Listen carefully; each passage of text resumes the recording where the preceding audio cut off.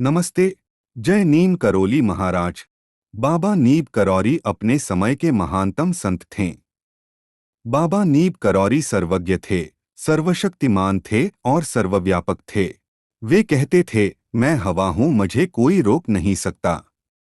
मैं धर्म के प्रचार प्रसार के लिए पृथ्वी पर आया हूँ। बाबा समसामयिक संतों में सर्वोपरि थे। कुछ लोग उन्हें साक्षात हनुमान जी का अवतार मानते थे, तो कुछ संतों का कहना था कि नीप करौरी महाराज को हनुमान जी की सिद्धि है। वह कुछ भी कर सकते हैं। यदि मृत व्यक्ति को पुनर्जीवन देने की क्षमता किसी में है, तो वह एकमात्र संत हैं नीप करौरी बाबा। बाबा ने कथा, प्रवचन, आडंबर, प्रचार प्रसार से दूर रहकर दीन दुखियों की सेवा में अपना संपूर्ण जीवन लगा दिया। भक्तों का आर्तनाद सुनकर तुरंत पहुंच जाते और उसे संकट से उबार देते। वे भक्त वत्सल थे, गरीब नवाज थे और संकट मोचक थे। बाबा नीब करौरी का संपूर्ण जीवन अलौकिक क्रियाकलापों से भरा हुआ है। कोई शक्ति उन्हें एक जगह बांधकर नहीं रख सकती थी। वे एक साथ भारत में भी होते और लंदन में भी, लखनऊ में भी और कानपुर में भी। पवन वेग से क्षण भर में ही कहीं भी अवतरित हो जाते। उन्हें कमरे में कैद करके रखना असंभव था। सूक्ष्म रूप में बाहर निकल जाते और वांछित कार्य संपन्न कर लौट आते। महाराज जी का हर क्षण अलौकिक होता, वे स्वयं अलौकिक जो थे। लेकिन वे अपनी इस अलौकिकता का लोगों के बीच कभी प्रचार नहीं होने देते थे। जो भी व्यक्ति लोगों के बीच जाकर बाबा की प्रशंसा करता या उनके बारे में अधिक जानकारी बढ़ाने का प्रयास करता, बाबा उनको अधिक समय तक अपने पास नहीं रहने देते थे। जब कोई श्रद्धालु किसी व्यक्ति को उनकी महानता से प्रेरित कर उनके दर्शन करने ले आता, तो बाबा उसे अपना ऐसा परिचय देते जिससे उनके बारे में सुनी प्रशंसाएं सब झूठी लगने लगती और स्वयं वह श्रद्धालु अचंभित हो जाता। वे अपना प्रचार नहीं होने देते थे। इसके बाद भी उनकी ख्याति विश्व भर में फैल उठी। वास्तव में जो संसार को उदासीन भाव से ठुकराता है, संसार उसी के पीछे भागने लगता है। भारत के कोने कोने से और विदेश से आए प्रतिष्ठित व्यक्ति केवल बाबा के दर्शन मात्र से उनके भक्त बनते चले गए और उनकी पूजा आराधना करने लगे। जहां एक ओर बाबा लौकिक सम्मान और आदर की अपेक्षा करते, वहां दूसरे और भक्तों द्वारा की गई विधिवत पूजा को भी स्वीकार कर लेते थे। ऐसा वे इसलिए करते थे ताकि भक्तों में सद्भाव विकसित हो सके। वास्तव में तो उन्हें इस पूजा के होने या ना होने से कोई फर्क नहीं पड़ता। ऐसा भी देखने में आता कि जब कभी बाबा का पूजन होता तो वे किसी न किसी से बातचीत में व्यस्त होते या स्वयं अपने में खो जाते। बाबा नीब करोरी का क्रोध करने का तरीका भी अनोखा था। उनके डांट डपट का सामना कर पाना कठिन होता। जब वे क्रोध में होते तो रुद्र रूप हो उठते, अशिष्ट भाषा का प्रयोग भी निसंकोच करते और कभी हाथ पैर भी चला बैठते। जिस पर क्रोध किया जाता उसके अलावा अन्य लोग भी घबरा उठते। पर उनके क्रोध की विशेषता यह थी कि यह जैसा दिखाई देता असलियत उसके विपरीत ही होती। वे किसी पर इतना क्रोध करने के तुरंत बाद ही इतने शांत और दयालु दिखाई देते जैसे कुछ हुआ ही ना हो। बाबा के क्रोध को बनावटी जानकर भी ऐसी स्थिति का सामना कोई नहीं कर पाता था। बड़े बड़े प्रतिष्ठित व्यक्तियों को भी उनके क्रोध का सामना करना पड़ा है। जिस व्यक्ति पर क्रोध किया जाता उस पर इस बहाने विशेष कृपा भी हुआ करती। असल में बाबा के क्रोध के पीछे उस व्यक्ति का भला ही छुपा हुआ होता था जो कि उस वक्त दिखाई नहीं देता, लेकिन बाद में समझ आता। भारतीय साधु समाज के इतिहास में बाबा अनुपम है। सभी साधु संत स्त्रियों से किसी प्रकार का संपर्क नहीं रखते।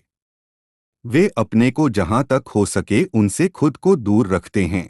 यह बाबा की ही विशेषता थी कि वह स्त्री वर्ग से घुल मिलकर रह सके।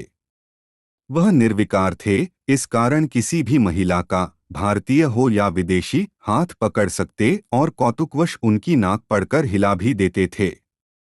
उनके इस कार्य में देखने वाले को किसी प्रकार की अभद्रता नहीं दिखाई देती थी। पुरुष तो उनके पैर दबाता ही रहता, महिलाओं को भी उनके चरण छूने में संकोच नहीं होता था। बल्कि उनके दर्शन और स्पर्श से सबके भीतर सात्विक भाव और विचारों का संचार होता और सभी अपने को कृतार्थ समझने लगते। वास्तविकता यह थी कि बाबा ने मनुष्य को अपनी संतति यानी अपनी संतान के रूप में लिया और वैसा ही उनका भाव रहा। वह बहुत बार कहते कि तुम दो चार बच्चों से परेशान हो, हमारे इतने बच्चे हैं।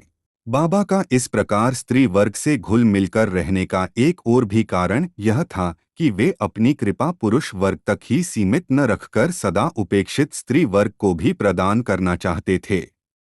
स्त्री वर्ग की आध्यात्मिक प्रगति के लिए उन्होंने इन्हें पुरुषों के समान अधिकार दिए।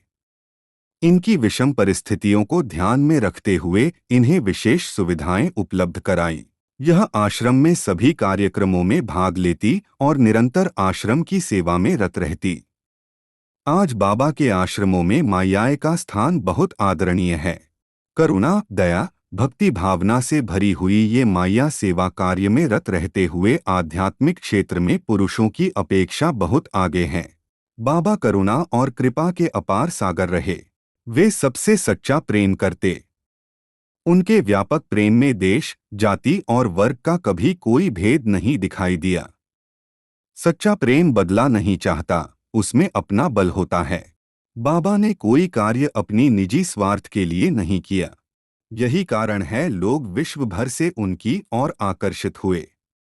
उनकी आत्मीयता ऐसी थी कि प्रत्येक व्यक्ति यही अनुभव करता कि बाबा का उसमें विशेष लगाव है और यही समझता कि बाबा उसी के हैं। वह स्वयं किसी से किसी प्रकार की दूरी नहीं रखते थे। स्त्री, पुरुष, युवा, वृद्ध सबसे उनका निकटतम संपर्क रहा। कभी कभी पास में बैठे व्यक्ति से किसी बात पर हाथ मिलाने को कहते। जब वह व्यक्ति संकोच करता तो यह देख बाबा जल्दी से उसका हाथ अपने हाथ में ले लेते। उनसे बातचीत करने में किसी को किसी प्रकार का भय नहीं होता था। वह प्रेम उड़ेलते, प्रसाद खिलाते, आप भी हंसते और दूसरों को भी हंसाते रहते। वैसे तो दर्शन करने आए व्यक्ति को अपने ढंग से बात करने की पूरी स्वतंत्रता थी, पर वह वही बात कह पाता था जिसे बाबा उसे उसके मुंह से कहलवाना या सुनवाना चाहते हो। जो वे न चाहते हो उसे वह व्यक्ति या तो कहना भूल जाता या फिर प्रयास करने पर भी वह स्वतंत्र वातावरण में नहीं कह पाता था।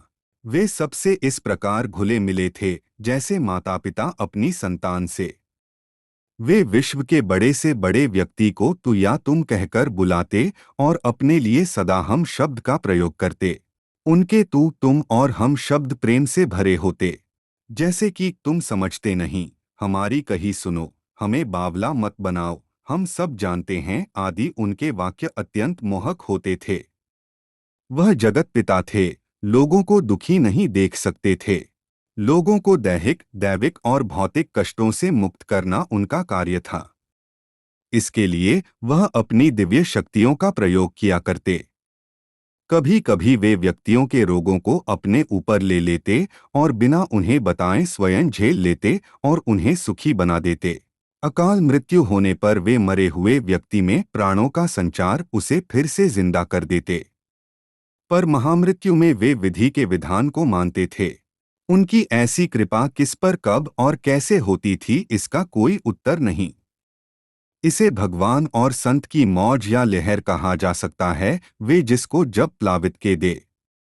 ऐसा भी देखा गया कि बाबा अस्पताल में प्रेम के अश्रु बहाते हुए अपने प्रिय भक्त को प्राण छोड़ते देखते रहे और वह भक्त आत्मविभोर हो हाथ जोड़ बाबा के दर्शन करता हुआ इस संसार से चल बसा।